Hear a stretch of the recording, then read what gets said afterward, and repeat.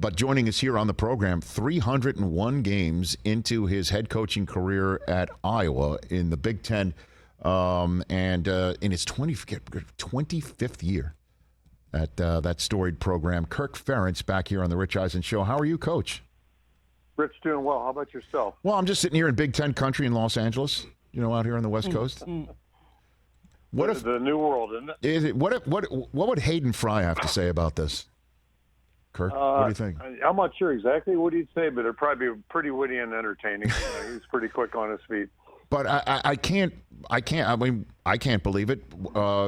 What's your perspective on I guess the Big 18 right now? Yeah, I'll start with the Big 16. It was a year ago, July, when they made that announcement. Two things really kind of hit me right off the mark. Was number one, I was amazed how quietly they were able to keep it. It just, it really was quietly done, executed, and I don't know how many people were in the loop, but in this day and age, for something not to leak out prior to the announcement was really impressive. And second, takeaway is pretty obvious. I think it's been maybe even further substantiated since that time. But, pretty much now, I think what you can do with college football is take tradition and take geography, kind of throw it out the window, and it's a whole different game than it was even 10, 15 years ago.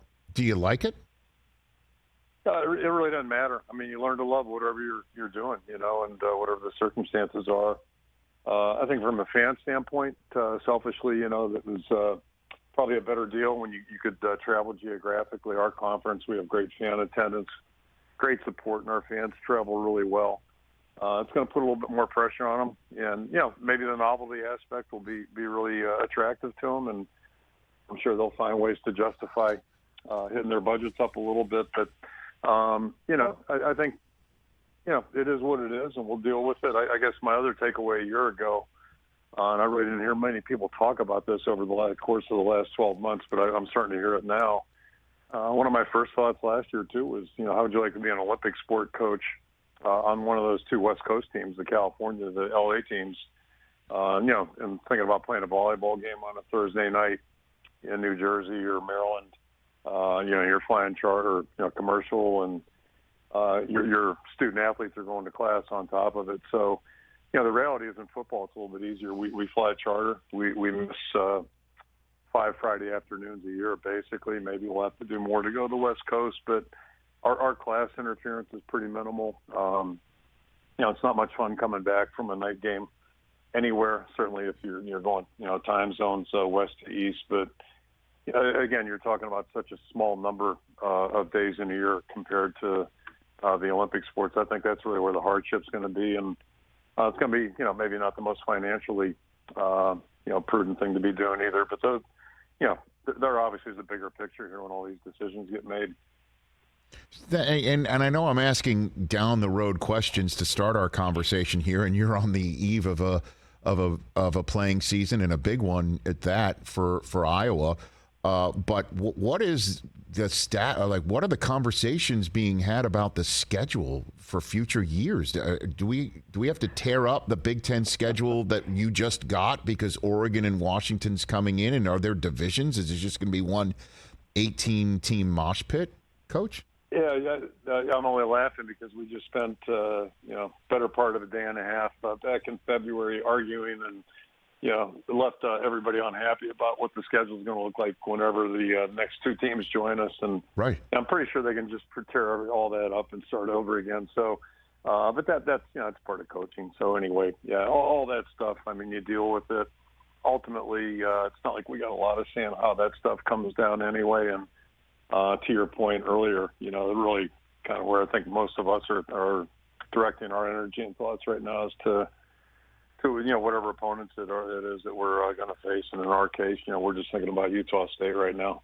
So let's get to it. I'm familiar with your quarterback, being the Michigan guy that that I am.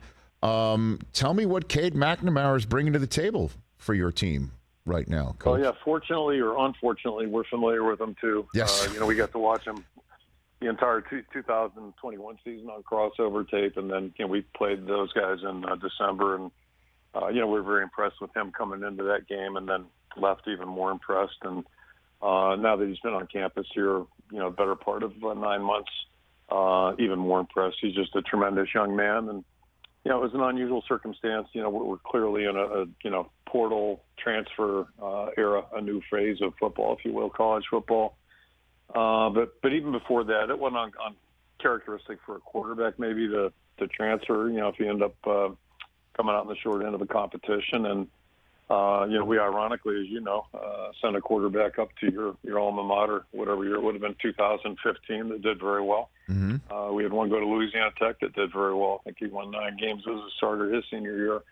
So that's not like a new thing, but long story short, we're just really thrilled Cade's here, tremendous young person, and has done a lot of great things during his career already, and we're just really thrilled to have him on our football team and anxious to watch him play this year. And he has been through a lot, in terms of getting an opportunity, having the opportunity, crushing the opportunity, losing the opportunity, and now having another one coming off of a reconstructed knee.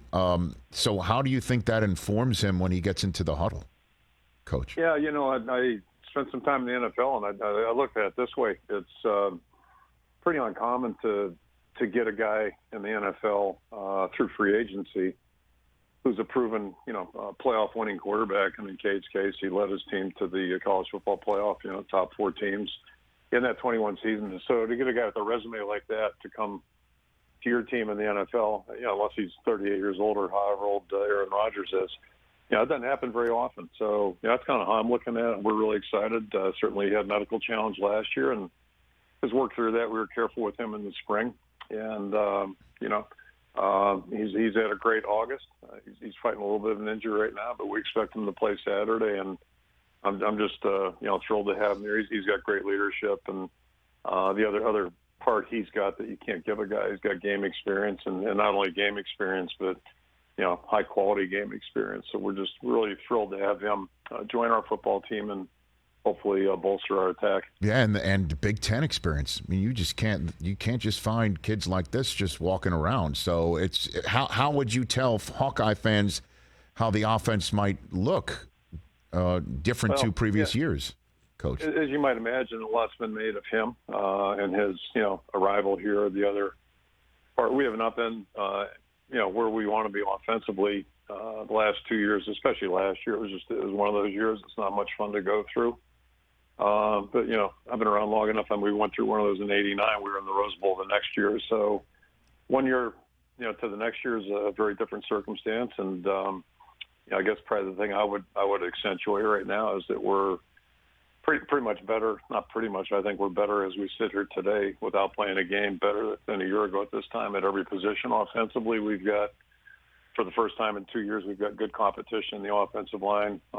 We got 8 or 9 guys that we feel could go in and play pretty effectively. And, that hasn't been that well in 2 years. And then same thing at the receiver corps last year. We had 1 scholarship receiver for the first opening game. And, right now we've got, I think, 5, 6 guys that are probably better than anybody that we had last year at that position. A couple of guys are in that group that are back, that are healthy and more experienced. And, feel good about our tight end position. We lost a great one in Sam Laporta, but picked up Eric Hall as part of the Cade McNamara transaction, if you will. And then same thing at the running back position. We got the same guys back, but a year older, and I think you're better and more mature. Couple of things you just said. I think I just want to pull on a little bit in the final minutes I have left here with Kirk Ferentz, the head coach of the Iowa Hawkeyes, here on the Rich Eisen Show. You mentioned transfer portal, NIL, and things of that nature.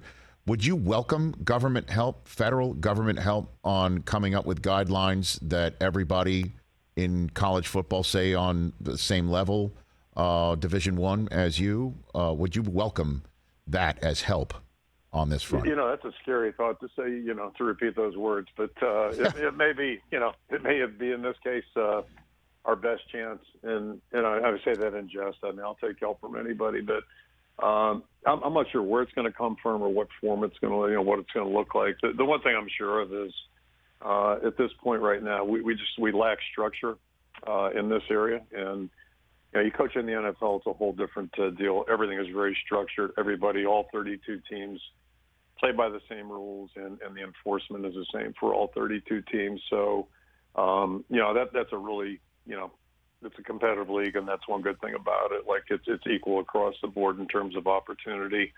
There's also a salary cap. There's transparency, and right now we lack all those things in college football. There is no uniform set of uniform rules or policies.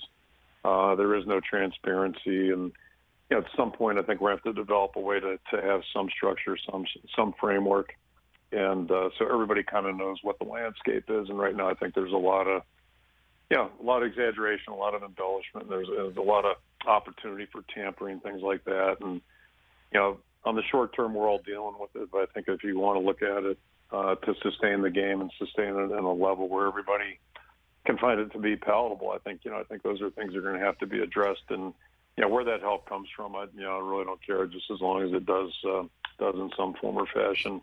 So take place for our game. Are there meetings that you have at some point where somebody on your staff goes, "Hey, we're hearing this about one of our guys, and talking to these schools or this individual or these schools are approaching our guys," and how do you handle stuff like that? If that is that happening, Coach? I don't know the answer to it, and I'll give you a quick for instance. If I did a non-Power 5 team, I don't know if I'd play a Power 5 team because all you're doing is giving them a first-hand exposure to some of your good younger players, and just you're inviting those guys to get poached off your roster. Not that it's not going to happen anyway, but it's a real concern. But I think the bigger concern again is just there's no structure at all. So basically, a player can pick up and leave wherever he wants, whenever he wants, and get a free pass to the next university. And I think there's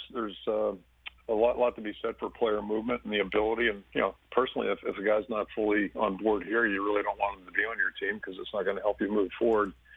But I think there's got to be some form of structure, and that's maybe smarter people than me can try to figure that out. But that's where we got to get right now. It's a little bit out of control. And then the last one for you, Coach Kirk Ferentz.